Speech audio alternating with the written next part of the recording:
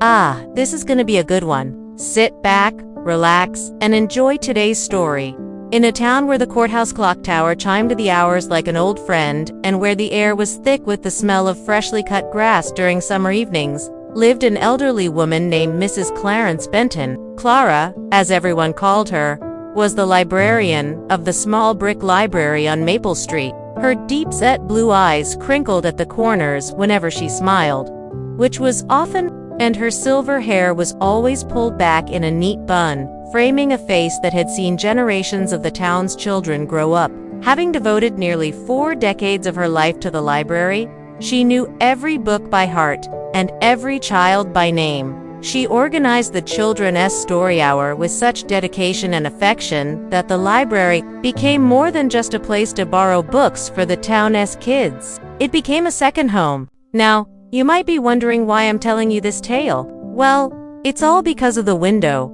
It wasn't just any window. Oh, no! This window on the side of the building that faced the street held countless stories within its glass panes. And these stories weren't just those found between book covers. No, they were real-life stories that unfolded every morning like the opening lines of an exciting novel. Every morning, long before the library officially opened its doors, you could see Clara at that window. She would sit there, surrounded by the towering shelves that held thousands of tailies, and read, not just read, mind you, but come alive. She would narrate the stories aloud as if performing on a grand stage. And her audience, well, they were the children of the town. You see, the kids had discovered their beloved librarian's morning ritual. They would gather around the window, their little faces pressed against the cool glass, completely absorbed in the stories that Clara was reading. It didn't matter if it was a tale about talking animals or daring adventures.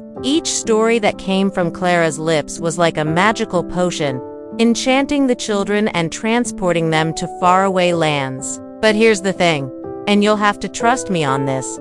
These weren't just stories for the children. Oh, no. They were also a solace for Clara.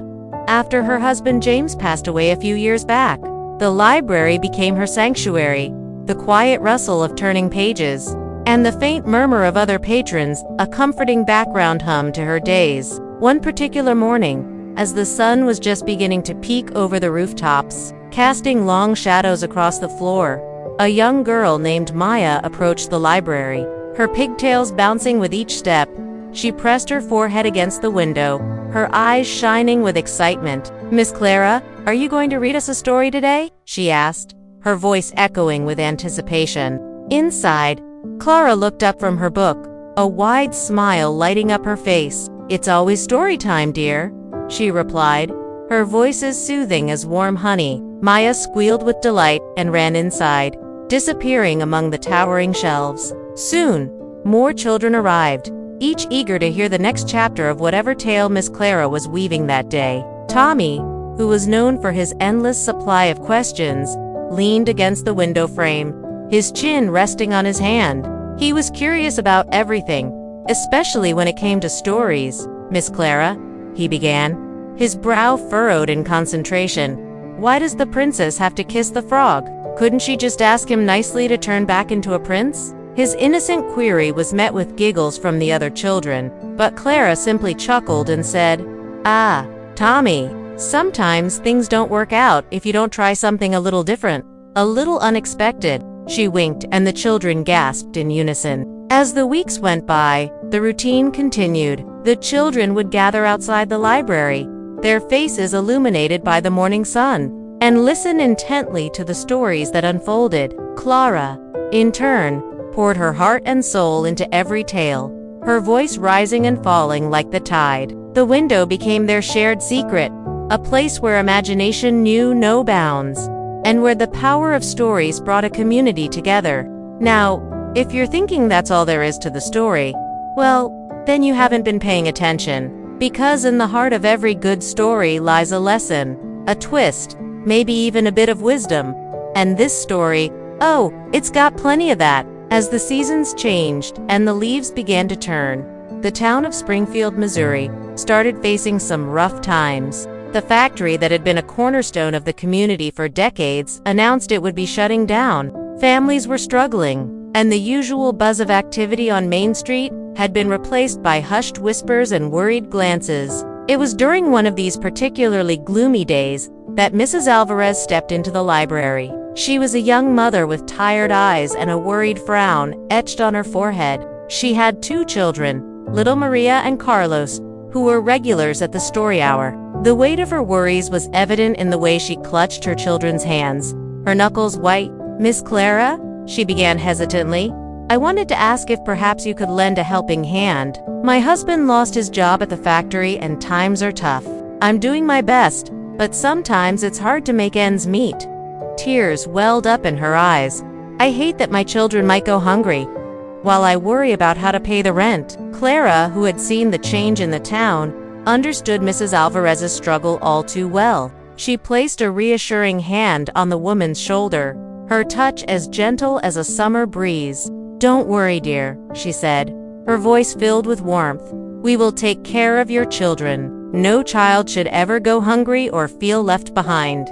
And true to her words, Clara did something extraordinary. She reached out to the other parents, organizing a system where those who had a bit extra would contribute food for those who needed it. It started small, a loaf of bread here, some fresh fruit there, but soon grew into something remarkable. What was once a handful of items turned into a mini pantry filled with necessities. This was not just about providing food, it was about offering hope, proving that even in the toughest times, kindness and community could prevail. The library window, which had always been a place of magic and wonder, now took on a new significance. It became a symbol of unity, strength, and unwavering support. As the children stepped into the library each morning, they didn't just hear exciting stories. No, they also witnessed their community coming together, sharing what they had and caring for one another.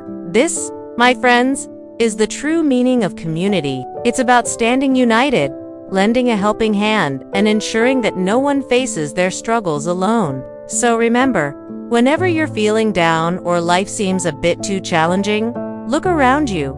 You might just find that the strength you need is right there in your community, waiting for you to reach out and grab it. Just like the children in our story, we can all learn something from the kindness and resilience shown by those around us. Maybe it's time to open your own window and let the light of kindness shine through.